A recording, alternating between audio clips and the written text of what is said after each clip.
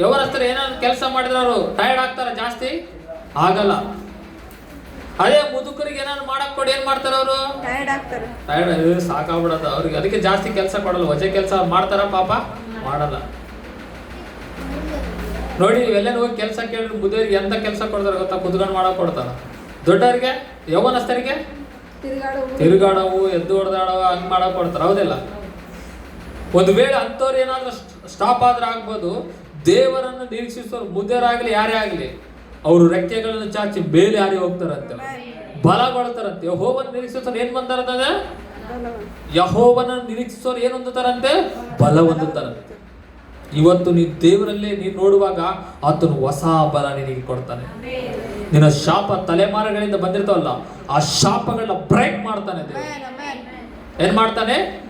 Break ಮಾಡ್ತಾನಂತೆ. ಆ break ಮಾಡ್ತಾನೆ. ಸೈತಾನನಿಂದ ಬರುವ ಎಲ್ಲ ಕಟ್ಟುಗಳನ್ನ ಏನ್ ಮಾಡ್ತಾನೆ ಗೊತ್ತಾ? ಬ್ರೇಕ್ ಮಾಡ್ತಾನೆ. ನಿಮ್ಮನ್ನು ಕಾಡ್ತಾ ಇದೆಯಾ ದರಿದ್ರ, ಅದನ್ನು ಮುರಿದೋಗುತ್ತೆ. ದುರಾತ್ಮಗಳು ಕಾಡ್ತಾ ಇದೆಯಾ, ಅದು ಎಲ್ಲ ಬಿಟ್ಟು ಹೋಗುವಂಥದ್ದಾಗಿ. ಮತ್ತೆ ನಾವೇನ್ ಮಾಡ್ಬೇಕು ಇವಾಗ? ಹೇಳಿ, ಬಲಗೊಳ್ಬೇಕಂತ. ಅದಕ್ಕೆ ನಾನು ಏನ್ ಹೇಳ್ತೀನಿ ಅಂದ್ರೆ, ಇಲ್ಲಿರುವ ಯೌವನಸ್ಥರಿಗೆ ಹೇಳ್ತಾ ಇದ್ದೇನೆ. ಯೌವನಸ್ಥರು ದೊಡ್ಡವರಿಗಿಂತ ಯೌವನಸ್ಥರಿಗೆ ನಾನು ಹೇಳೋದೇನಂದ್ರೆ, ನಿಮಗೆ ಬಲ ಇರುವಾಗಲೇ ಏನ್ ಮಾಡ್ಬೇಕು ಗೊತ್ತಾ? ಏನ್ ಮಾಡ್ಬೇಕು? ದೇವ್ರ ಬಲ ಹೊಂದಿಕೊಳ್ಬೇಕು ನಾವೆಲ್ಲ. ಯಾರ ಬಲ ಹೊಂದಿಕೊಳ್ಬೇಕು? ಏನಂತಾರಲ್ಲ ತೆಲುಗಿನಾಗ, ನಿಮಗೆ ಗೊತ್ತಾ, ನನ್ನನ್ನು ಯಾರು ಕೇಳೋರಿಲ್ಲ, ಏನಿಲ್ಲ. ಉಪವಾಸ ಮಾಡ್ಬೋದು, ಮಾಡ್ಲಾರ್ದೇ ಇರ್ಬೋದು, ದೇವರಲ್ಲಿ ಇರ್ಬೋದು, ಇರ್ಲಾರ್ದೇ ಇರ್ಬೋದು. ಆದರೆ ನಾನು ಈಗ 10 ವರ್ಷಗಳಿಂದ ಕಷ್ಟಪಡ್ತಾ ಇದ್ದೀನಿ ದೇವರಲ್ಲಿ, ಬಲಗೊಳ್ತಾ ಇದ್ದೀನಿ ದೇವರಲ್ಲಿ. ಈ ಬಲನೇ ಇವತ್ತು ಅನೇಕರಿಗೆ ಆಶೀರ್ವಾದವಾಗಿದೆ. ಆ ದಿನ ನಾನು ಪಟ್ಟ ಪ್ರಯಾಸ, ಕಷ್ಟ, ಆ ಬಡತನ, ರೋಗ, ಸಾಲ ಎಲ್ಲದರಿಂದ ಹೊರಗಡೆ ತಂದಿದೆ. ಸ್ವಲ್ಪ ಕಂಟ್ರೋಲ್ ಮಾಡಿ ಹುಡುಗರನ್ನ. ನೀವೇ ನಾನೇನ್ ಹೇಳ್ತಾ ಇದ್ದೇನೆ ಅಂದ್ರೆ, ಹೇಳಿ, ಇವತ್ತು ನೂತನ ಬಲ ತಗೋಬೇಕು ನಾವೆಲ್ಲ. ನೂತನ ಬಲ ಅಂತ. ಯಾವ ಬಲ ತಗೋಬೇಕು ನಾವೆಲ್ಲ? ನೂತನ ಬಲ. ಹೇಗೆ ಬರ್ತದೆ ನೂತನ ಬಲ ಗೊತ್ತಾ? ಪ್ರತಿದಿನ ವಾಕ್ಯ ಕೇಳು, ಪ್ರತಿದಿನ ದೇವ್ರನ್ನ ನಂಬು, ದೇವ್ರನ್ನ ಆರಾಧಿಸು, ದೇವ್ರನ್ನ ಸ್ತುತಿಸು. ಏನ್ ತಗೊಳ್ತಿ ಗೊತ್ತಾ? ನಿನಗೆ ತಿಳಿಯದಂತೆ ನಿನಗೇನು ಬರುತ್ತೆ? ಬಲ. ಆಗ ನಿನ್ನನ್ನು ತೋರಿಸಲು ಕಲ್ಪಿಸಲ್ಪಟ್ಟ ಯಾವ ಆಯುಧವೂ. ಬಹಳ ಮಂದಿ ನೋಡಿ, ಇವತ್ತು ಪ್ರಯತ್ನ ಮಾಡಕ್ ಹೋಗ್ತಾ ಇರ್ತಾರೆ. ಆ ಪ್ರಯತ್ನ ಮಾಡ್ದಂಗೆಲ್ಲ ಫೇಲ್ ಆಗೋದು, ಪ್ರಯತ್ನ ಮಾಡ್ದಂಗೆಲ್ಲ ಫೇಲ್ ಆಗೋದು. ನಾವೇನ್ ಅನ್ಕೊಂತೀವಿ? ದೇವ್ರ ಚಿತ್ತ ಇಲ್ಲ ಬಿಡ ಅನ್ಕೊಂತೀವಿ. ಏನಿಲ್ಲ ಅನ್ಕೊಂತೀವಿ? ಇಲ್ಲ, ಅಲ್ಲಿ ಯಾರು ಕೆಲಸ ಮಾಡ್ತಾ ಇದಾರೆ? ಅದನ್ನ ಅರ್ಥ ಮಾಡ್ಕೋಬೇಕು ನೀವು. ಯಾರು ಕೆಲಸ ಮಾಡ್ತಾರೆ? ಸೈತಾನ್ ಕೆಲಸ ಮಾಡ್ತಾ ಇರ್ತಾನಂಗ. ಅದಕ್ಕೆ ಪದೇ ಪದೇ ಪದೇ ಪದೇ ಬಿದ್ದೋಗೋದು. ಇವತ್ತು ಒಂದು ವೇಳೆ ಅಂತಲ್ಲಿ ಯಾರಾದ್ರೂ ಇದ್ರೆ ಅವೆಲ್ಲವನ್ನು ಬ್ರೇಕ್ ಮಾಡಿ ನೀವು ಮೇಲೆ ಬರ್ಲಿಕ್ಕೆ. ಅದಕ್ಕೆ ವಾರಕ್ಕೊಂದು ಉಪವಾಸ ಮಾಡ್ರಿ, ದೇವರ ಸನ್ನಿಧಾನದ ಸಮಯ ಕಳ್ರಿ, ಪ್ರಾರ್ಥನೆ ಮಾಡಿ, ಆತನ ನಿರೀಕ್ಷಿಸ್ರಿ. ಹೊಸ ಬಲ ಕೊಟ್ಟು ನಿಮ್ಮನ್ನು ಮೇಲೆತ್ತುವನಾಗಿರ್ತಾನೆ. ಅದಕ್ಕೆ ಬೈಬಲ್ ಹೇಳುತ್ತೆ, ದೇವರ ಮುಂದೆ ತಗ್ಗಿಸಿಕೊಳ್ಳೋರ್ನ ದೇವ್ರು ಏನ್ ಮಾಡ್ತಾನಂತೆ ಗೊತ್ತಾ? ಮೇಲೆತ್ತುತ್ತಾನಂತೆ. ಏನ್ ಮಾಡ್ತಾನೆ? ಯಾಕೋಬ ಗ್ರಂಥ 5:6. ಸಹೋದರರೇ, ಕರ್ತನು ಪ್ರತ್ಯಕ್ಷನಾಗುವ ತನಕ ದೀರ್ಘ ಶಾಂತಿಯಿಂದಿರಿ. ಸೈತಾನನನ್ನು ಎದುರಿಸಿರಿ. ಆಗ ಸೈತಾನ್ ಏನ್ ಮಾಡ್ತಾನೆ? ನಿಮ್ಮನ್ನು ಬಿಟ್ಟು ಓಡಿ ಹೋಗ್ತಾನೆ. ಎದುರಿಸಬಹುದಂತೆ ಸೈತಾನನನ್ನು ಎದುರಿಸಿರಿ, ಅವನು ನಿಮ್ಮನ್ನು ಬಿಟ್ಟು ಓಡಿ ಹೋಗುವನು. ನಾವು ದೇವರಿಗೆ ಒಳಗಾಗಲ್ಲ, ಪ್ರೇರೆ ಮಾಡಲ್ಲ, ಆರಾಧನೆ ಮಾಡಲ್ಲ, ದೇವ್ರ ಹತ್ರ ಬರಲ್ಲ, ದೇವ್ರಿಗೆ ಕಾಣಿಕೆ ಕೊಡಲ್ಲ. ದೇವರಿಂದ ಸೈತಾನ್ ಬಿಟ್ಟು ಹೋತಾನ? ಹೇಳಿ, ಬಿಟ್ಟು ಹೋಗಲ್ಲಂತೆ. ಒಳಗಾಗಿ ನೋಡ್ರಿ, ಸೈತಾನ್ ನಿನ್ನ ಮನೆ, ನಿನ್ನ ಜೀವನ, ಕುಟುಂಬ ಬಿಟ್ಟು ಓಡೋನು. ಏನ್ ಮಾಡ್ತಾನೆ?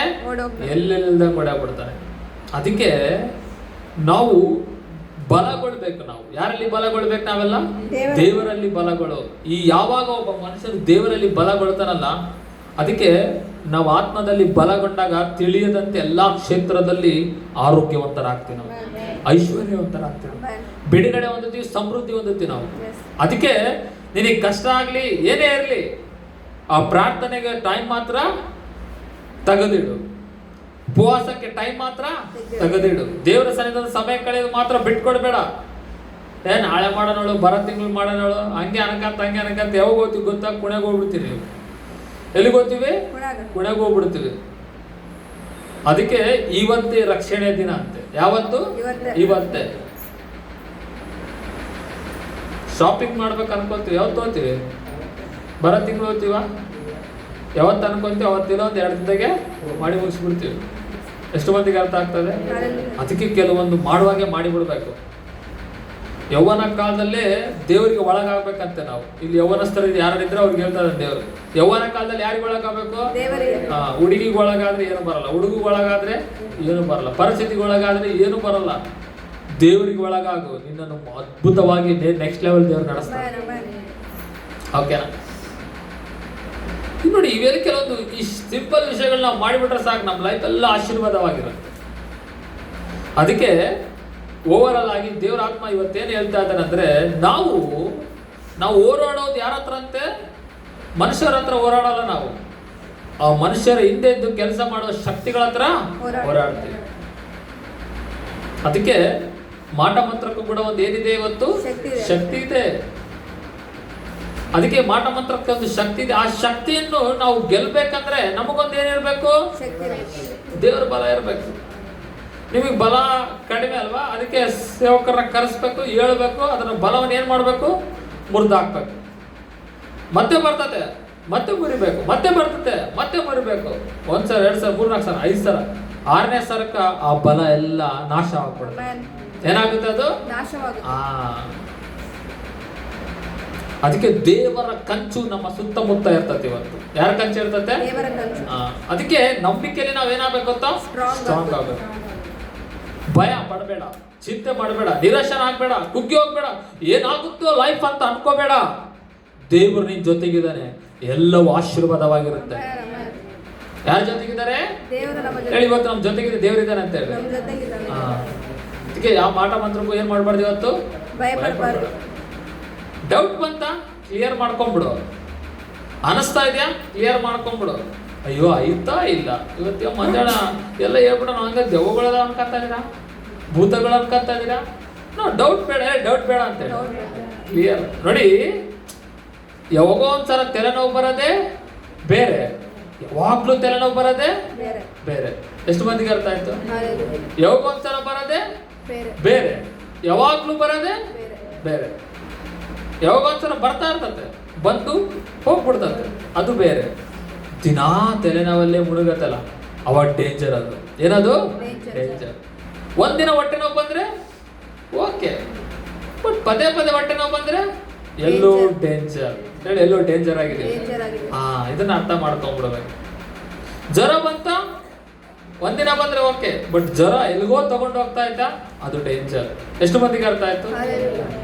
ಏನೋ ಸ್ವಲ್ಪ ಸಾಲ ಆಯ್ತಾ ಓಕೆ, ಬಟ್ ಸಾಲದ ಮೇಲೆ ಸಾಲ ಆಗ್ತಾ ಇದೆಯಾ, ಅದು ಡೇಂಜರ್ ಹೇಳಿ, ಅದು ಡೇಂಜರ್. ಏನೋ ಒಂದಿನ ಚಿಂತೆ ಆಯ್ತಾ, ಅರ್ಧ ಗಂಟೆ ಚಿಂತೆ ಆಯ್ತಾ ಓಕೆ, ಬಟ್ ಪ್ರತಿದಿನ ಚಿಂತೆಯಲ್ಲಿದ್ಯಾ, ಅದು ಡೇಂಜರ್ ಹೇಳಿ, ಡೇಂಜರ್.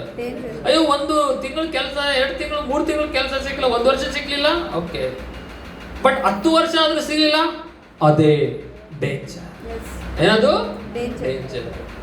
ಎಷ್ಟು ಮಂದಿಗೆ ಅರ್ಥ ಆಗ್ತಾ ಇದೆ? ಒಂದಿನ ಇದು ಪ್ರಾಬ್ಲಮ್ ಆಗ್ತಾ ಇದೆ, ಊಟ ಹೋಗ್ತಾ ಇಲ್ಲ, 2 ದಿನ ಹೋಗ್ತಿಲ್ಲ, 3 ದಿನ ಹೋಗ್ತಿಲ್ಲ ಓಕೆ, ಬಟ್ ಏನೋ 1 ತಿಂಗಳು 1.5 ತಿಂಗಳಾಯ್ತು, 2 ತಿಂಗಳಾಯ್ತು ಹೋಗ್ಲಿಲ್ಲ, ಬಹಳ ಡೇಂಜರ್ ಅಲ್ಲಿ ಇದೆಯಾ ಹೇಳಿ, ಬಹಳ ಡೇಂಜರ್ ಅಲ್ಲಿ. ಬಹಳ ಪ್ರಯತ್ನ ಮಾಡ್ತೀನಿ, ಮೇಲೆ ಬರಕ್ ಆಗ್ತಾ ಇಲ್ಲ, 1 ವರ್ಷ 2 ವರ್ಷ 3 ವರ್ಷ ಆಯ್ತು, ಆಗ್ತಾ ಇಲ್ಲ ಓಕೆ, ಬಟ್ 5 ವರ್ಷ ಆಯ್ತು, 10 ವರ್ಷ ಆಯ್ತು, ಎಲ್ಲೋ ಡೇಂಜರ್ ಅಲ್ಲಿ ಇದೆ. ಎಲ್ಲಿದ್ದೀವಿ? ಡೇಂಜರ್. ಎಷ್ಟು ಮಂದಿಗೆ ಅರ್ಥ ಆಯ್ತು? ಇದರಿಂದ ನಾವು ಇವಾಗ ಏನಾಗಬೇಕು ಗೊತ್ತಾ? ಫ್ರೀ ಆಗ್ಬೇಕು ಹೇಳಿ, ಫ್ರೀ ಆಗ್ಬಿಡ್ಬೇಕಂತ. ಇವುಗಳನ್ನು ನೀವು ಅರ್ಥ ಮಾಡ್ಕೊಂಡ್ರೆ ಲೈಫ್ ಆಶೀರ್ವಾದವಾಗಿರ್ತದೆ. ಏನಾಗಿರ್ತದೆ? ಇವಾಗ ಮಾಟ ಮಂತ್ರ ಕೆಲಸ ಮಾಡ್ತಾ ಇಲ್ಲ ನಿಮಗೆ, ಇವಾಗ ಏನಾಗುತ್ತೆ? ಇವಾಗ ಗೊತ್ತಾಗುತ್ತೆ.